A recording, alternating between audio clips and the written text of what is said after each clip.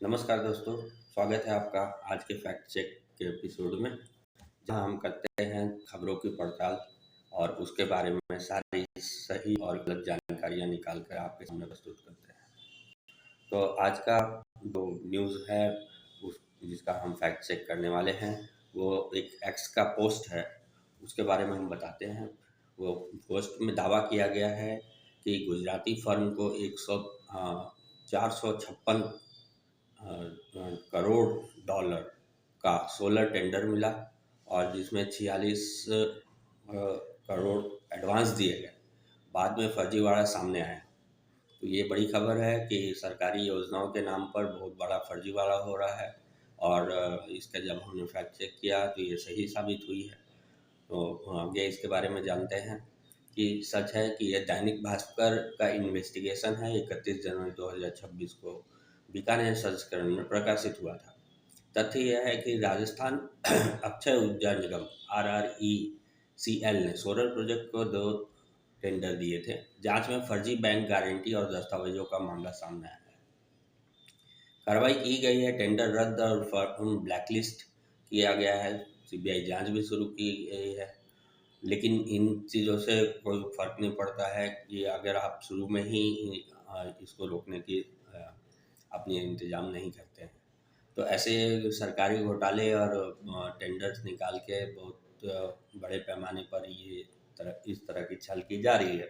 तो इसके लिए सरकार को अलर्ट होना चाहिए। बढ़ते हैं आगे की खबर की तरफ। यह भी एक एक्स का पोस्ट है 31 जनवरी 2026 का, जिसमें एक अपने माननीय अमित शाह जी, जो होम मिनिस्टर है इंडिया के, उनका एक वीडियो क्लिपिंग सामने आया है जिसमें वो दावा कर रहे हैं कि 11 साल से वो बंगाल के चुनाव के संदर्भ में ये दावा किया गया है कि वो हर घुसपैठियों को बंगाल से बाहर निकाल देंगे। तो इस पर हमने फैक्ट चेक किया, सारा चीज़ समझा, तो यह वीडियो सही है। गवर्नमेंट अमित शाह जी ने इस तरह की बात की है। अब बात यह है, इसका अगर हम एनालिसिस करें तो इस पोस्ट के माध्यम से इसका एक क्रिटिसाइज़ किया गया है कि 11 साल से चुप थे, अब चुनाव में घुसपैठियों का मुद्दा आया है। तो अभी तक आप चुप थे, अभी जब चुनाव आया तब फिर आपको घुसपैठियों का मुद्दा याद आता है। तो ये सिर्फ चुनावी स्टंट है, इसका कहना है। हाँ, आम जनता हमेशा कहते हैं कि देश की सीमा और घुसपैठ का जिम्मेदारी केंद्र सरकार का है, राज्य सरकार का नहीं। हम बार बार कहा है कि अगर अवैध प्रवास रोकना है तो सीमा सुरक्षा और नियंत्रण केंद्र का काम है, न कि दिल्ली या किसी राज्य का अलग से हर। तो ये सही बात है। ये आप ये चुनावी मुद्दा आप बोल रहे हो घुसपैठियों को निकाल देंगे, बट ये एक्चुअल में तो गवर्नमेंट सेंट्रल गवर्नमेंट का ही काम होता है। सेंट्रल गवर्नमेंट में अभी बीजेपी है। तो आप एक तरफ अपनी ही जो विफलताएं हैं उसको उजागर कर रहे हैं। ये इस पोस्ट के माध्यम से दिखाया गया है। क्या है, आम जनता ने नेताओं ने पर आरोप लगाया है कि घुसपैठियों को वोट बैंक के रूप में पेश करना और नफरत फैलाना नीतिगत मुद्दों को धुंधला करना है और बेरोजगारी, महंगाई जैसे असली मुद्दों पर ध्यान कम करता है। बीजेपी और अन्य विपक्षी दल प्रवासियों को मदद देने के मुद्दे को बहुत जोर शोर से उठाते हैं, जो कि गलत फैक्ट दिखाता है। समाज में जो शिक्षा, बेरोजगारी और अस्पताल, सड़क, इन सब बुनियादी सुविधाओं से ध्यान हटाने की एक कोशिश है। आगे बढ़ते हैं हम तीसरी खबर के तरफ कि ये भी एक एक्स का पोस्ट है, 1 फरवरी 2026 को प्रकाशित किया गया है। इसमें यह अपनी बजट के हिसाब से दिखाया गया है कि बजट के कारण जो रुपये का वैल्यू है वो बहुत डाउन हो गया है। यह सच है कि पिछले 1 साल में भारतीय शेयर बाजार और रुपया दोनों पर दबाव रहा। यह सिर्फ वैश्विक कारण नहीं बल्कि केंद्र सरकार की नीतिगत अनिश्चितता और बजट से आम जनता व निवेशकों को राहत न मिलना भी बड़ा कारण है। तो इस पोस्ट के माध्यम से ये हम बताने की कोशिश की है कि ये एक्चुअल में रुपये का जो गिरना है डॉलर के मुकाबले, यह एक केंद्र सरकार की विफलता है और उनकी नीतियों पर ही ये सारा डिपेंड करता है, तो इसलिए केंद्र सरकार को इस पर ज़रूर ध्यान देना चाहिए। आगे बढ़ते हैं, बजट से उम्मीद क्यों टूट रही है? तो अब हाँ, बजट से उम्मीद इसलिए टूट रही है कि महंगाई, बेरोजगारी और टैक्स बोझ से जूझ रहे मध्यम वर्ग को इस बजट से ठोस राहत नहीं मिली। इसी निराशा का असर बाजार की प्रतिक्रिया में दिखा है। बजट डे पर बार बार गिरावट आ रही है, वो भी सामने आई है बात। तथ्य यह है कि वित्त मंत्री निर्मला सीतारमण के कई बजटों के दिन बाजार नकारात्मक रहे हैं। यह भरोसे की कमी और दिशा स्पष्ट न होने का संकेत दिखाता है। तो ये एक जो बजट के बाद जो बाजार का लगातार गिरावट है, ये एक बहुत ही दिशाहीन सरकार की नीतियों को, विफलता को दिखा रहा है। इस पर ये तथ्य में सामने आए हैं। इस पर अगर मैं किसी दूसरे विपक्षी दल जैसे आम आदमी पार्टी का व्यू मॉडल रखना चाहूँ, तो उसमें यह है कि आपका आर्थिक मॉडल शिक्षा, स्वास्थ्य, बिजली, पानी जैसे बुनियादी सुविधाओं में निवेश कर केंद्रित है, जिससे आम आदमी की बचत बढ़ती है और अर्थव्यवस्था को ज़मीनी मजबूती मिलती है। तो इस तरह की जो आम आदमी पार्टी की नीति है, वो शिक्षा, स्वास्थ्य, बिजली, पानी जैसी सुविधाओं के लिए है और उस पर कदम उठाए जाने के बारे में बात किया जा रहा है। निष्कर्ष यही निकलता है कि बाजार की गिरावट को सिर्फ वैश्विक हालत कहकर टालना गलत है। तो ये सही बात है, अगर सरकार इस तरह की बहानेबाजी करेगी तो वो जनता को भ्रम में डालना है। नीतिगत विफलता और जन विरोधी बजट फैसले इसकी बड़ी वजह है और यही वो राजनीति है जिसके खिलाफ आप खड़ी है। तो हर बजट के बाद बजट से बहुत सारी अपेक्षाएं होती हैं, मध्यम वर्ग, निम्न वर्ग और जितने भी व्यापारी, छोटे बड़े व्यापारी हैं, और आप एक तरफा बजट बनाते हैं और उन सब का जो इफ़ेक्ट है वो बाज़ार में रुपए का भाव गिरता है और जिसके कारण आम जनता से लेकर छोटे व्यापारी और किसान सारे लोग त्रस्त हैं। तो इसके तरफ भी सरकार का ध्यान जरूर जाना चाहिए और इस पर भी ठोस कदम उठाए जाने चाहिए।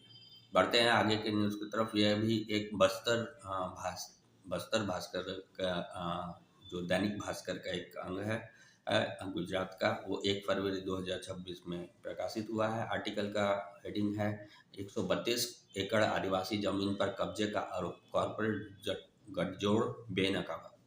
अब इसमें बहुत बड़ी कोशिश की गई है सामने लाने की कि किस तरह से आदिवासियों की ज़मीन को हड़पा गया है कॉरपोरेट जगत और सरकार के गठबंधन के हिसाब से। इसको हम जानते हैं, इसका हमने फैक्ट चेक किया तो ये सही खबर है और इससे बहुत बड़ी सरकार की मंशा समझ में आती है जो वो कि नहीं होनी चाहिए। मुद्दा क्या है कि दैनिक भास्कर 126 को प्रकाशित मामला जो है ये मनगढ़ंत नहीं है बल्कि मीडिया में दर्ज है। मुद्दा क्या है, 132 एकड़ आदिवासी जमीन को लेकर बहुत बड़ा विवाद हुआ है। आदिवासियों का आरोप है कि जमीन नहीं बेची, सिर्फ सागौन के पेड़ बेचने का सौदा हुआ था। आरोप है कि धोखे से रजिस्ट्री कराई गई और बिना अनुमति जहरीले कचरे को डंपिंग की गई।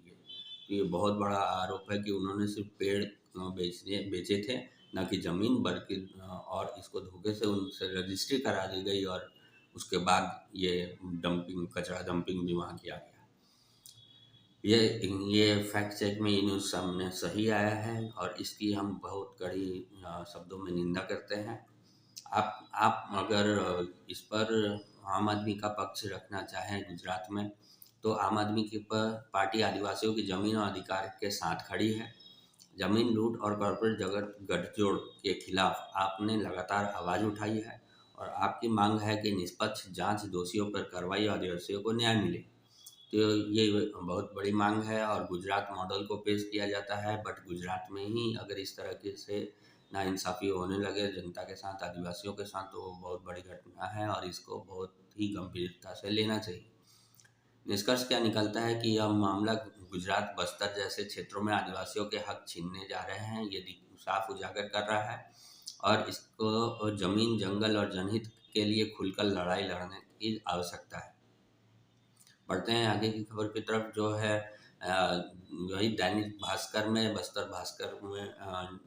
भास्कर जो संस्करण है उसका 1 फरवरी 2026 को एक लेख प्रकाशित किया है जो कि दिखाया गया है कि एक 90 डिग्री ब्रिज सरकार की डिज़ाइन की गलती है या क्या है। आपने एक सुना होगा कि एक ब्रिज जो है वो शायद एमपी में 90 डिग्री एंगल पर बना दिया गया है, जो कि करोड़ों की लागत से बनाया गया था।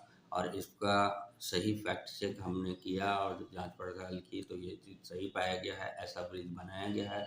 और इस तरह की जो इसमें सिर्फ इंजीनियर्स और अधिकारियों पर ही कार्रवाई नहीं, बल्कि सरकार को भी इसकी जवाबदेही लेनी होगी कि इस तरह से करोड़ों रुपया आम आदमी के करोड़ों रुपये से जो आप पुल बना रहे हो, वो अगर आप 90 डिग्री पे बना दे रहे हो, तो ये आपकी भी जिम्मे सरकार की भी जिम्मेदारी होनी चाहिए।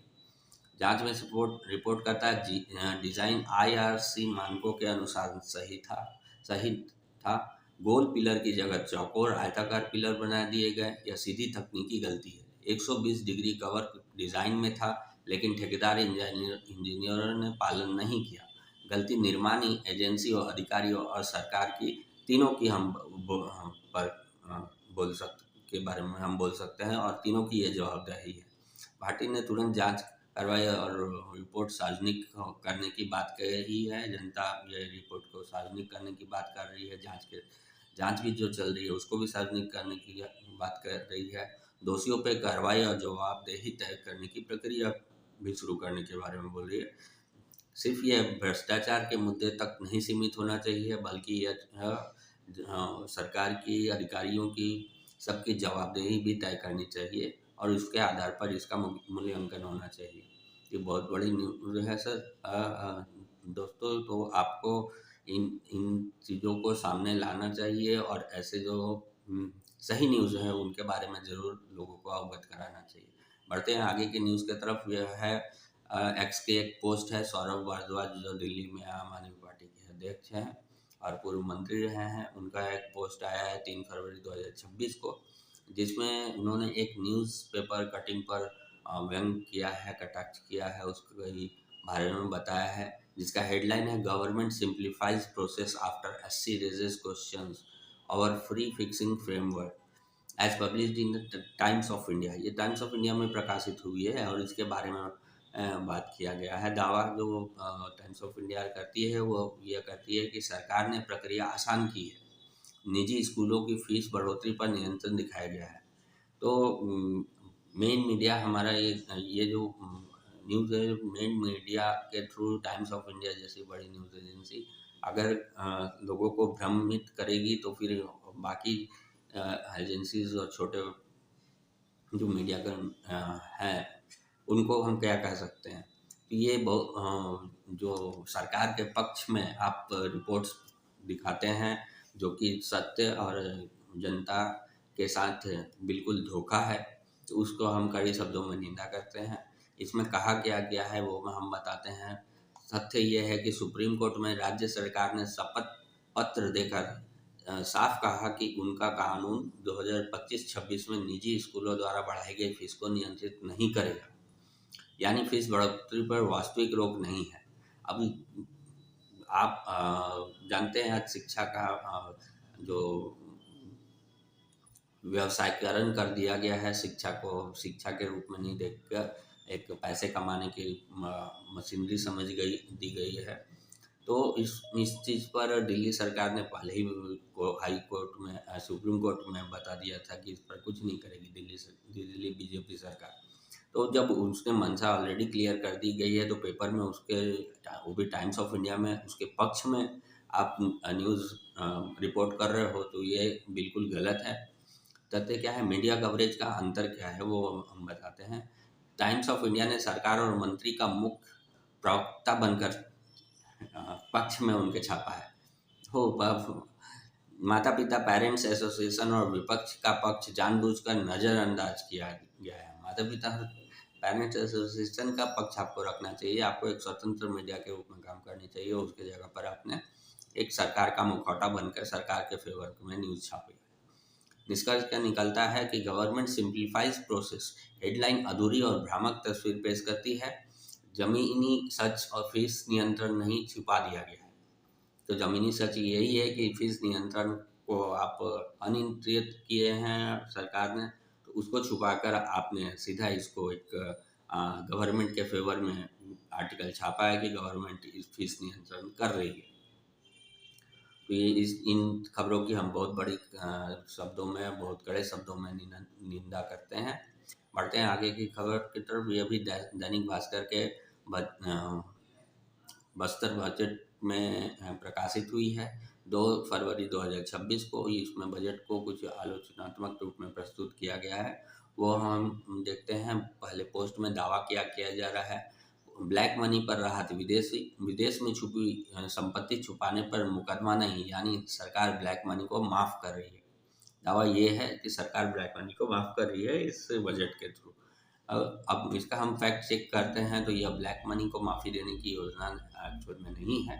सरकारी न देने पर 60% तक टैक्स प्लस जुर्माना देना होगा, कोई राहत नहीं मिलेगी।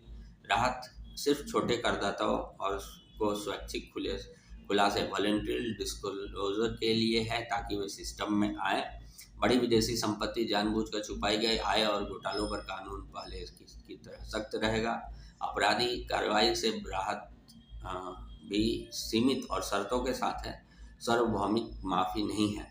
निष्कर्ष क्या निकलता है कि पोस्ट की हेडलाइन ड्रामा कर आधी सच्चाई दिखाती है। यह ब्लैक मनी पर राहत नहीं, बल्कि ईमानदार अनुपालन को बढ़ाने और जानबूझकर चोरी करने वाले पर सख्ती बनाए रखने की व्यवस्था है। तो जो पोस्ट किया गया है दैनिक भास्कर में, ये सरकार की एक आलोचनात्मक रूप में प्रस्तुत किया है इसको, और वो उसको हम फैक्ट चेक में सही मानते हैं कि हाँ, सरकार की कुछ पॉलिसियों की ज़रूर आलोचना करनी चाहिए, ताकि सरकार की भी जवाबदेही बने, सरकार की पारदर्शिता बने, और विदेशों में कर्ज ब्लैक मनी को वापस लाने के मुद्दे पर सरकार आई है। और उसके उलट अगर वो ब्लैक मनी को छुपाने की और उसको विदेशों में जो रह रहे हैं उन पर भी कोई कार्रवाई नहीं की जाएगी, कोई ऐसी बात अगर सामने आ रही है तो इसको आप बिल्कुल ही सरकार की निंदा कर सकते हैं। और सरकार से हमारा इसमें एक पक्ष ये भी है कि हाँ, ये सरकार के मतलब लोग सामने खुलकर आए और अपनी बात बताएं, ऐसी बात भी की जा रही है, इसलिए इस नियम को लाया गया है।